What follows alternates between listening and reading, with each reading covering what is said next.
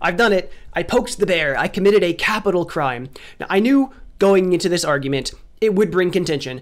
I knew that there are a lot of strong feelings on both sides, and that speaking bad about the newer Pokemon games is a very, very divisive topic. The last video that I released on it had the most arguing I have had on any videos I released, and I was kind of expecting that.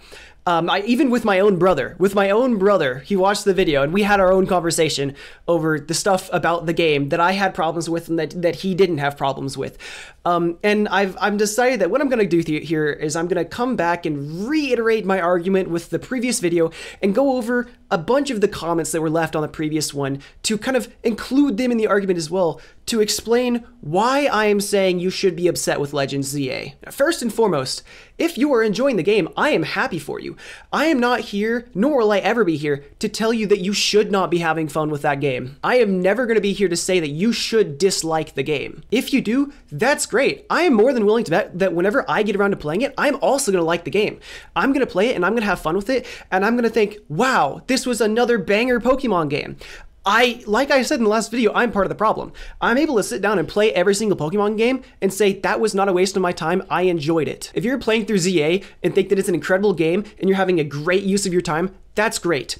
You are the kind of person that I would like to speak directly to right now. You are the target audience of this video. You as the player, you as the consumer, deserve so much more. You deserve so much more than what you're being delivered. Now, of course, as it always is, the crux of my argument right here is going to be surrounding around graphics, as that seems to always, that is like the main point of contention whenever it comes to these modern day Pokemon games. It is the main issue. Of course, there are so many other things. The majority of this video is going to be surrounding graphics, because that's a lot of what I talked about with the last one, and that seems to be a lot of what Game Freak is really hooked up on whenever it comes to development nowadays. And I understand full and well the graphics are not what makes the game.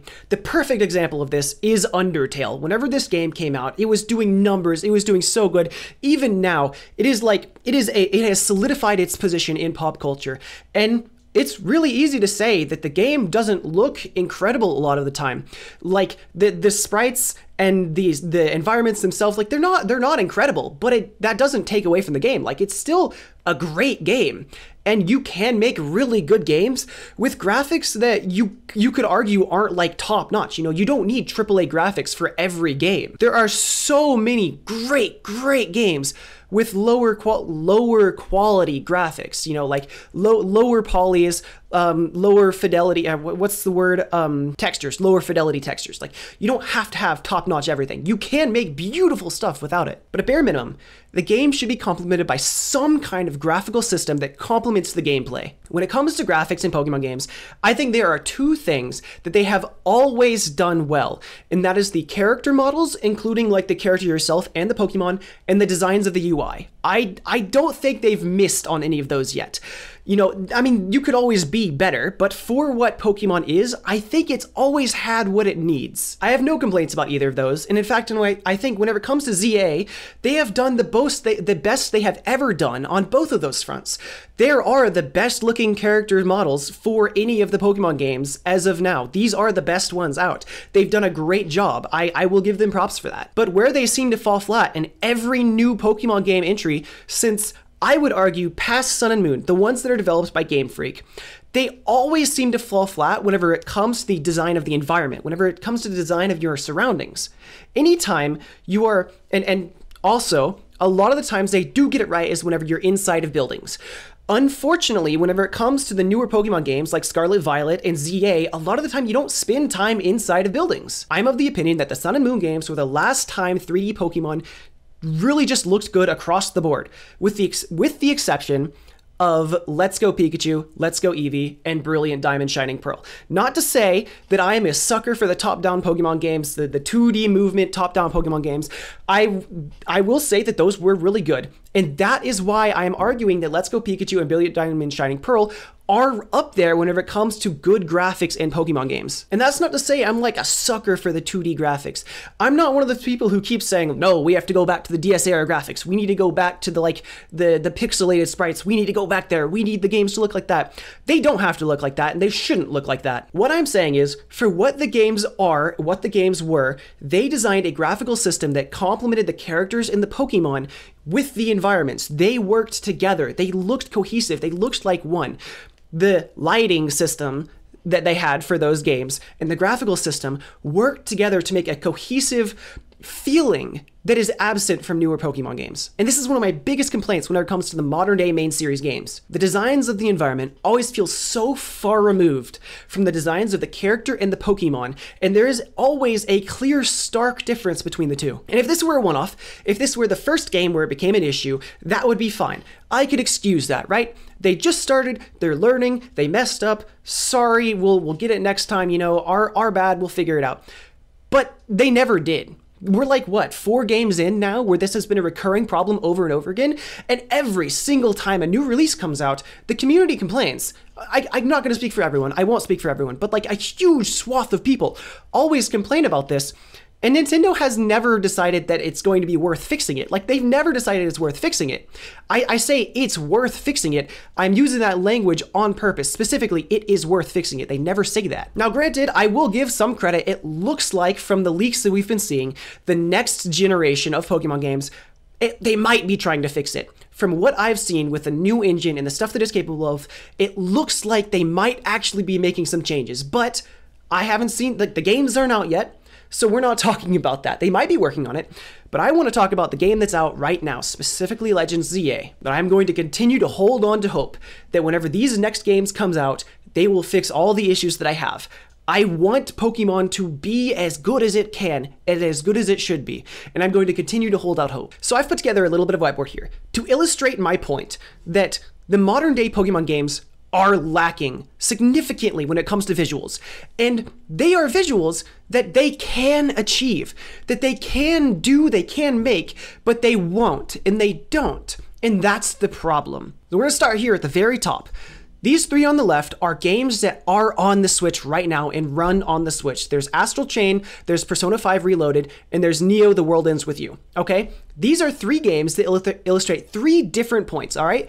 The first one on the top left, really, really high density, lots of noise, lots of stuff going on in the models. And that's not just with the characters, that's everywhere. There's dramatic lighting, there's some form of reflections in the ground. The whole thing comes together cohesively to make one set scene. Another example, Persona. This one's a lot more messy. There's a lot going on, but it really fits the environment in the game that it's going for. Next one, The World Ends With You.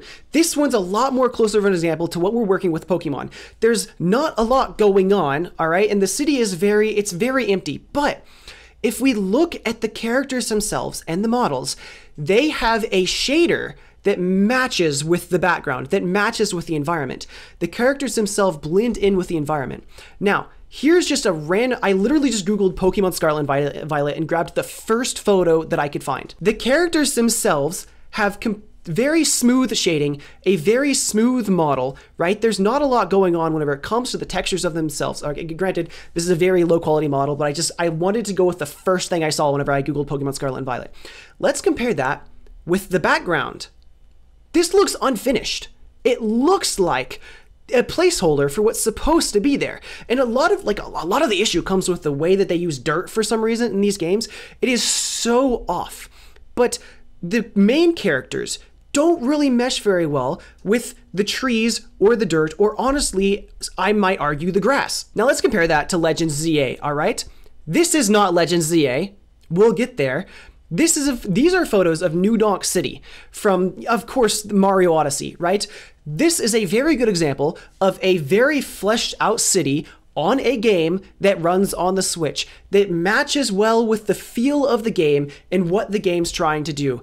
It is possible. This is, I would argue, what New Donk City looks like in Mario Odyssey is what Legends ZA should look like and feel like in the modern day Pokemon games. Though this game came out so long ago on a worse system that is currently running Legends ZA, that Legends ZA was made for. Now granted, Legends ZA can run on the Switch 1, so this should be expected, of the kind of quality that ZA can produce, because you can't make the argument that it doesn't have the processing power to run this because it's on the same system. Now, that's just for what ZA should look like currently. That's discounting the fact that the Pokemon games need to figure out a new style to run with that fits what Pokemon is and what they're trying to accomplish, all right? Here are some screenshots from Sword and Shield. Sword and Shield had some great moments. It had some very beautiful stuff. Sword and Shield had a lot of stuff going for it that fit very well together. Some notable examples being Battlelia, Slumbering World, and Route 8. Pause! One moment. Okay, I just remembered something that I forgot to bring up at the beginning of the video. I got a comment, multiple comments actually, of people complaining that I say Pokemon instead of Pokemon. Instead of saying Pokemon, I'm going to try my best, okay, to change the way I say Pokemon to instead say Pokemon. Yes, that is the way it is spelled. I have always said Pokemon. I was born and raised in the South, all right? You are blessed that I'm not saying Pokemon. So many people around me who do not play the game say Pokemon. Yeah, I apologize. I'm going to do my best to say Pokemon. Anyways, they had it. They were so close whenever it came to Sword and Shield. They had some great ideas when it came to the environments, when it came to lighting, when it came to proximity, whenever it came to textures. I think Route 8 was great. They did an incredible job here. It fits so much closer to what Pokemon in general has been for the entirety of its lifetime. What came out immediately after Sword and Shield was Legends Arceus. This game was incredible. They did a great job putting this together. Now, the lighting engine had something to be desired, but it was a step up. The color choices in this game, the pastel color palette, the buildings, the period style buildings, Legends Arceus was so close to what it looks like Pokemon is trying to do moving forward. This could have been the step right in between where they were and where they should be. This could have been that step, but instead we got Scarlet Violet, and something went wrong. Something went wrong in the development cycle. Granted, they do have some stuff that looks pretty. I think the terrestrializing animations are really cool, but whenever it comes to the game as a whole, you can very clearly see something went wrong. Something went horribly wrong. And I didn't just cherry pick bad photos here. I quite literally Googled beautiful Scarlet and Violet scenes. I tried to find the best. And what we're looking at here are the best I could find. Genuinely the best I could find. Now, I would argue, I don't know why they don't show up. In fact, I'm just gonna Google this right now to refresh my memory. Okay, yeah, I think the final boss scene was somewhat cool in Scarlet Violet, all right? I think this should be on this list somewhere. Needless to say, though, I still don't think this looks very good. But whenever it came to like the end battle and the end cutscene, I think I would argue it looks better than this stuff, if I'm gonna be honest. Anyways, though, it's very clear that something is lacking in these games. Something is very obviously lacking. And if we move forward, I would argue Legends ZA has some of the same issues. The same lacking feeling that I just got from Scarlet Violet is present here in Legends ZA, but they have made some improvements. That's not to say that the games have gotten worse. They have gotten better. The lighting is better. Some of the textures are better. It feels a little bit more cohesive. But once again, it's still missing. It still has some of the same problems that are apparent in Scarlet and Violet that they didn't have whenever it came to the Legend Arceus game, that they didn't have whenever it came to Sword and Shield. The lighting, the mood, the feeling of the environments are so much more cohesive and better. I skipped ahead, don't look at that. Cohesive and better than are apparent in the Legends ZA games. That are apparent in Legends ZA. I don't know why I keep referring to it as multiple games. I guess I'm just used to Pokemon always coming in pairs. The Legends ZA games look alright, but they come immediately after a lot of apologetics for Scarlet and Violet. So there's already a bad taste in the mouth. And they're second in the series from this game, which looked arguably one of the best in the Pokemon series. Legends Arceus looked incredible. So going from Legends Arceus to Scarlet and Violet, where they forgot what they were doing, it looks like. They just completely forgot what they were doing, to now Legends ZA, where it looks like they're kind of trying to remember what they were doing, it makes me scared. it makes me scared about future Pokemon games, about what happened to the vision. And so here's my proposal, all right? Here's my proposal. I have put together somewhat of a mood board, taking together all of the Pokemon games from recent times to come up with a feeling that I would argue the modern Pokemon games should have. What Nintendo has been going for whenever it comes to newer Pokemon games, for some kind of style that they've been developing that for some reason they threw just out the window. Of course, very clearly, like the best argument that you can possibly give is the Legends Arceus games. That was the strong point. And then, of course, Sword and Shield are on here very strongly too. Whenever it comes to the, the taller people style, the bigger open environments. And then, of course, you have some of, I would argue, the most cohesive graphically games of any of the newer Pokemon games is Brilliant Diamond, Shining Pearl. And I think all of these mixed together with a touch, okay? And of course, this is a curveball, a touch of the graphical style of Pokemon Quest, the lower fidelity, significantly, I mean, it doesn't have to go this far, but like lower fidelity, more focus on pastels and pretty colors design, using the cohesiveness in the style of these three games, they can make something great. They have all of the ingredients for an incredible Pokemon style in their own games. It is in the palm of their hands, but they aren't touching it. And I'm not saying they have to. I'm not saying they have to. But unfortunately, the argument that and this was after I put all this together, the argument that I realized I have unfortunately put together seems to blend into, unfortunately, Breath of the Wild and Tears of the Kingdom. I hate making this argument. I hate making this argument because it's the most clear, low-hanging fruit that you could possibly make whenever it comes to complaining about the graphical quality of the Pokemon games, that this is on the Switch, and Nintendo has made this. Thus, we should put the same standard of quality on Game Freak for the Pokemon games. But whenever you look and see what they have made. Now, okay, I'll concede, these are not Game Freak, okay? These are not Game Freak, so I can put them off to the side. But whenever you see their strongest moments of the newer games, you can very clearly see that they would be they would take so much from taking inspiration from the newer Zelda games, all right? Let's put these side by side. Let's put these side by side. There is a clear distinction between one set of images and the other set of images here. The ones on the left have a very clear stylistic goal, very cohesive stylistic goal, when the ones on the right are notably different. And there is a hard line, a hard period in time between the games that showed up on the left and the games that showed up on the right. Something changed, something stopped, and Game Freak seems to have forgotten what they are capable of doing. And that is somewhat the main crux of my argument, is that Game Freak can make them beautiful. They have shown that they are capable of doing it, and they have delivered in previous games. They have precedent for what is possible on the system. They have precedent for what they can do, yet they aren't. Because, I mean, it seems that they are just unable to develop now. They have lost their ability to utilize the capability of these systems to develop games in such a way that is visually cohesive and can look beautiful with notably lower graphical fidelity.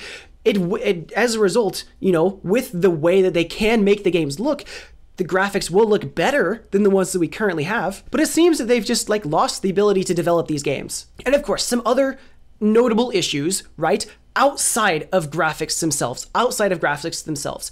This game was released unfinished.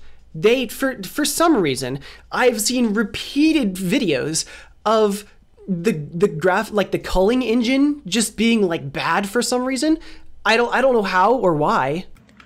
What is the draw distance? Why is it doing that? That's 2 feet away from me. Why? It's totally not badly optimized at all. Now, to the game's credit, that's not draw distance. As far as I'm concerned, as far as I'm aware, that's not draw distance.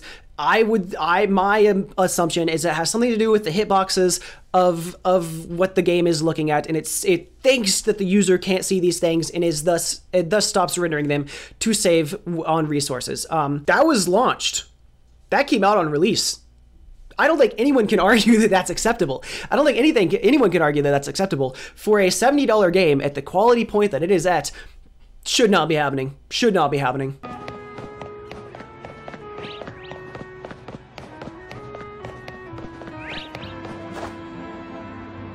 Again, $70 game. On release, yes, it's on release. There are going to be bugs on release. There are going to be bugs on release. There shouldn't be. There shouldn't be. That this game should not have come out whenever it did. I already know that they delayed the release of this game by like a year they delayed the release of this game for a year to polish it up. Are you kidding me? Delayed another year. This game needs to be held back again. Unrelease it. Try again. Now, I've brought up the price point a couple times, and that is a huge part of this argument. That is a huge part of the argument here. I'm going to get to it. Give me a second. Let me say something. Here's what I'm getting at. Thank you for waiting. Thank you for taking your time to get all the way here in the video. It is great that these games are still fun.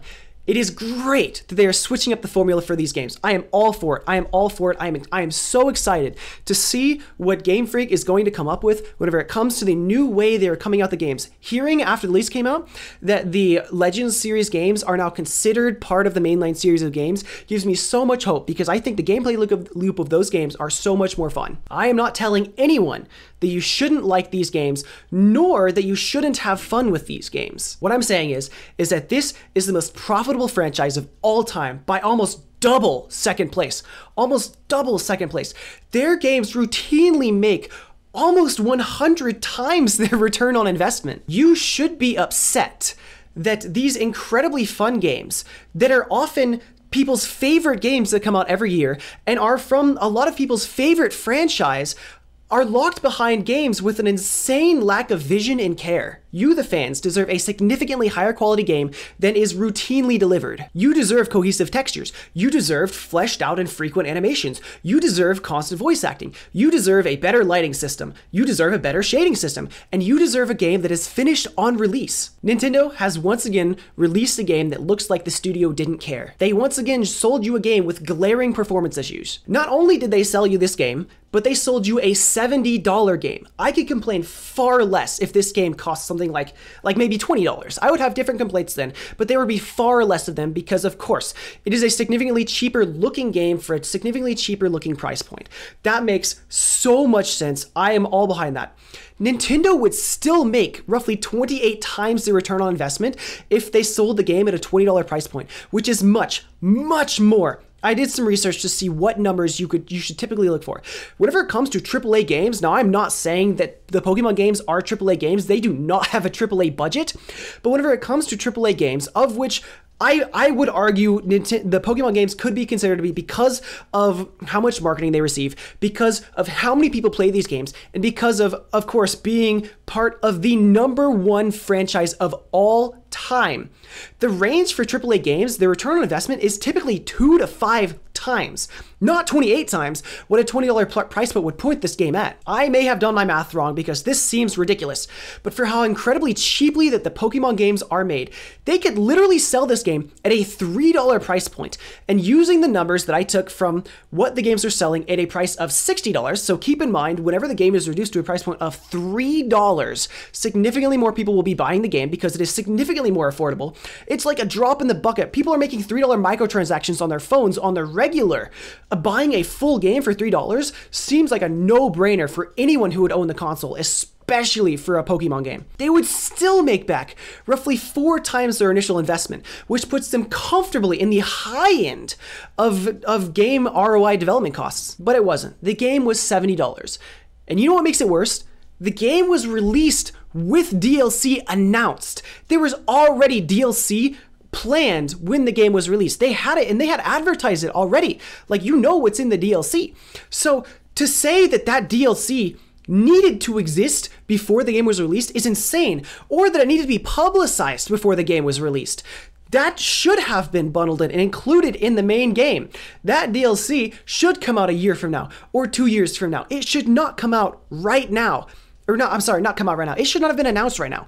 It should not have been announced. That means that whenever you look at this game at face value, on release, This game is not $70. You're going to buy it for $70. This game is $100. The content that is planned and like almost made for this game on release has a total cost of $100. For the full experience, you are paying $100 for this game. And that's a lie. That's a lie, by the way. Not only are you paying $100 to get all of the content that's in the game, you also need to pay a subscription fee to access other content that is locked behind a subscription fee in that game. This is legitimately a spit in the face of every single person who enjoys these games. They are spitting straight into your eyes whenever it comes to the price point of this game. I will be voting with my wallet. I will play this game and all other Pokemon games eventually, as I do all Pokemon games.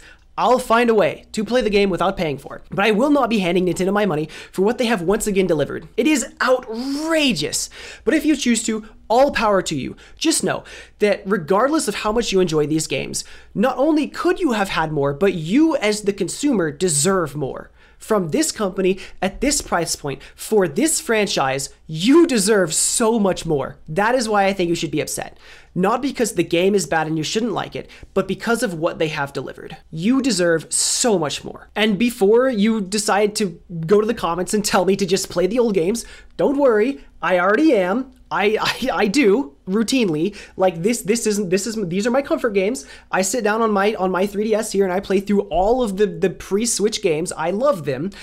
But I wish that I could play the newer games because I still love Pokemon. I love the franchise.